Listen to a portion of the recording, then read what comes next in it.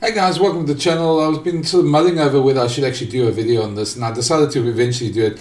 Yesterday, on Monday, there was an article in the Telegraph in England which made some very startling claims and inferences on Springbok rugby, and I don't think it should be left to go unchallenged. And just to give a bit of a background about it, it infers that South Africa's World Cup victories have a cloud over them because of doping. And the only evidence they provide in this is a stat that says that there's less doping tests done over the last while.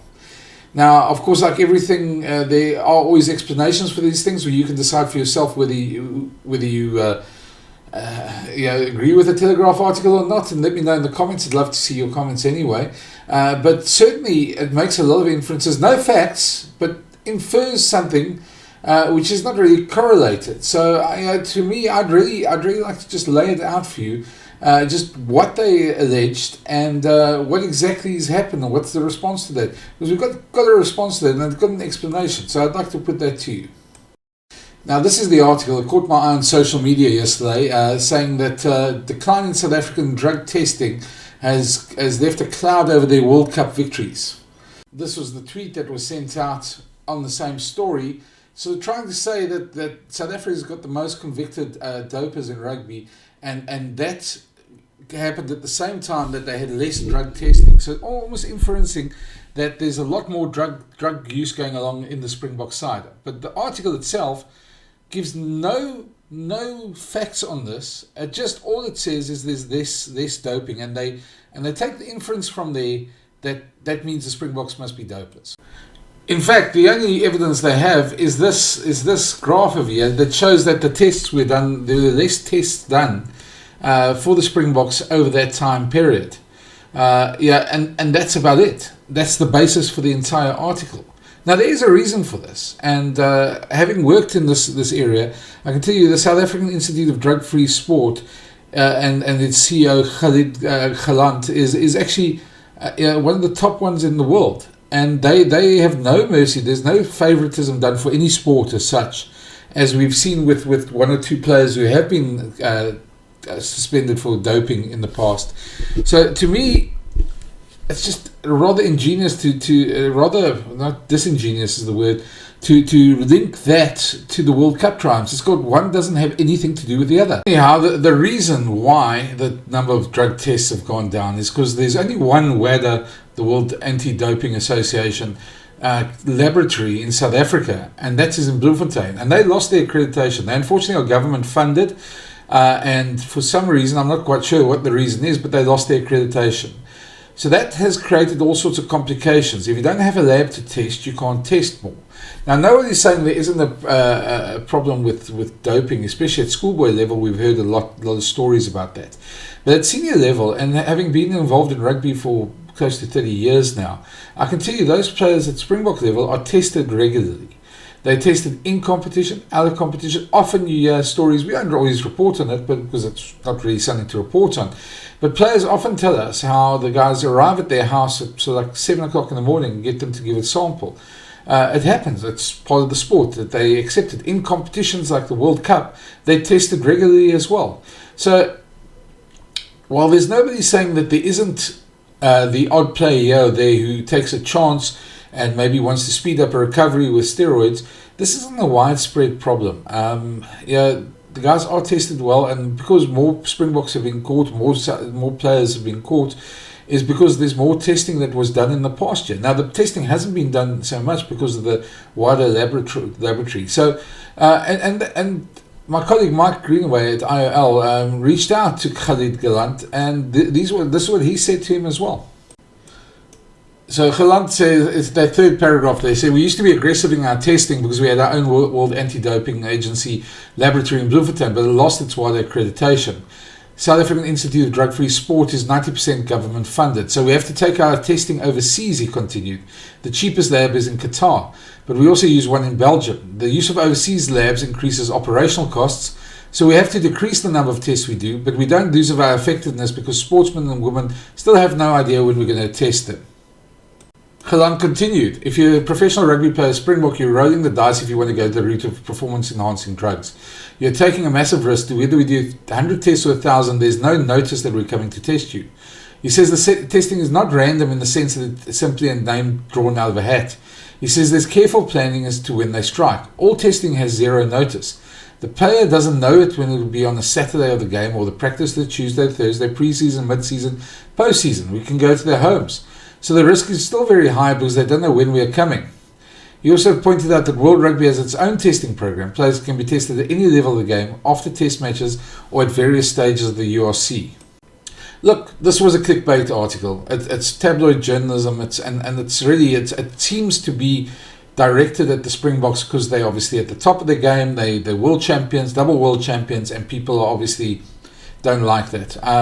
I don't know what the motivation was for the article. I just take offense to it because you can't correlate. If you back it up with evidence, great, but you can't correlate the one from the other. So it just feels like it was a hit job, really a hit job. And it's not the first time it's happened. When Apiwe Deante was tested positive before the 2019 World Cup, at the 2019 World Cup, a bunch of Irish journalists targeted the Springbok test match and arrived at one test match and kept on asking questions about doping. Poor Matt Proudfoot, who was the guy up for the press conference that day, sort of tried to sidestep it because it's not his forte to talk about in any case, but the inference there was that there's doping in the Springbok side. Now, you know what? You can choose to what you believe. All I know is that, and then this is, as I say, from experience from 30 years in rugby, is that the top players get tested regularly. They get tested out of season. There's no notice for them. And if the Institute of Drug-Free Sport has a rumor that somebody's might be doping or gets some sort of indication, they don't wait. They go straight away and test that guy. So often, these players are tested after games. There's often, we've been at press conferences where players are late because they've had to go for the drug testing thing. Fair enough. There are going to be players that might get away with it. There might be programs, as we've seen in athletics and stuff and cycling, that are designed to beat the system. But just to infer that the Springboks are successful because of doping is just as an insult. It's a slap in the face, and it's just gutter journalism. And I say that as a journalist because I often know what happens when other journalists get asked to do stories, but this is just one that just... anyway, let me know your thoughts. What do you think of it? Do you think it's a hit job? Do you think there's more to this as well? Obviously, at schoolboy level, there is a problem, and it has been said widely and written about. But as far as I know also, and it was pointed out to me, that most of the top 50 schools test their players as well. As I say, as far as I know, and within the confines of the game, I'm not saying it doesn't happen. I'm saying at senior level, at Springbok level, the inference that they won the World Cups because of doping is a bit of a joke, and it's a hit job. Anyway, let me know your thoughts. If you haven't already, smash that subscribe button, leave your comments down below, and obviously hit that like button. It helps us with the algorithm to build this channel. And there'll be more videos coming out. There's a lot that's happening at the moment, so keep this channel. There'll be a lot more videos coming up, and thanks for watching again. Until the next video. Oh, I almost forgot. Here's Matt Proudfoot from 2019. I found the clip, so I'll quickly include it here. Him being questioned about the Boks doping by Irish journalists. And it wasn't just one of them. They arrived in a pack to try and question him on that as well. So here's that video. Chat to you again soon. Cheers. Owen Sheehan from Off the Ball in Dublin. How are things? Very well, thank you. And yourself? Very well. So there's been a lot written in Irish media over the last couple of days about rugby and drugs in rugby, and a question for you as somebody who's worked in the Northern Hemisphere. It's kind of a two-pronged question. We've had to ask hard questions in Ireland of underage players in schools as well. Does rugby have a doping issue, and does South African rugby have a doping issue?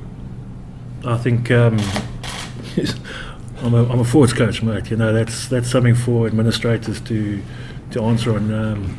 I wouldn't have to be able to answer that question. I don't have the information to answer that question. If you ask me something about the game specifically, I can answer that. But that's for administrators. Are you concerned at all about the image of South African rugby? I think the image of South African rugby is portrayed about what you see on the field. We're competitive. We're a competitive nation. If you look at from our sevens team, how well they're competing on the world stage. Our junior side third in the world championships, junior championships. The Springboks competing well. The women's team qualifying. So I think that's the image of South African rugby that needs to be attained.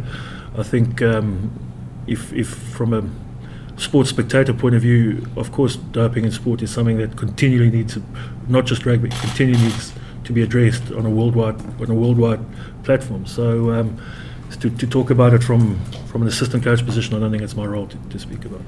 But I mean, at your level, at this level of the game, I don't know what happens at school level, but at your level of the game, people are tested anyway. So surely it shouldn't be. We are tested weekly, and the players can test it probably most off days. Probably 6 to 8 players on an off day basis would be tested every week from prior to every one of our camps that we've been on, right the way through the rugby championship into our preparation. Every Wednesday or Thursday of our off week, 6 to 8 players would be tested on a weekly basis.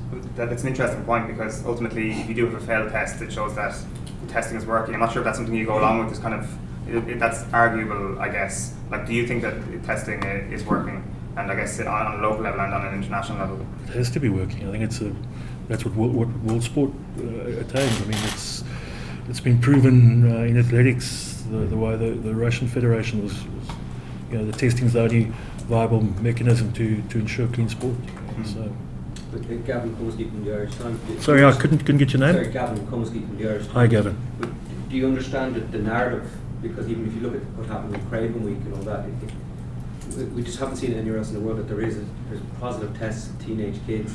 Now, granted, teenagers not being tested as rigorously in other countries, but do you understand why this narrative keeps coming back? I understand why the narrative is there. I'm just saying I'm not the most. I don't have that data to be able to comment on that. If you ask me on something about scrums and lineouts and the play game against New Zealand, I could comment on that. But I'm not someone who gathers data on. That we have a serious medical team in place in South African rugby that monitors that. Serious testing is done of this team, and that's a team I'm responsible for. Fran's talking about this, exactly whether weather conditions could be quite slippery.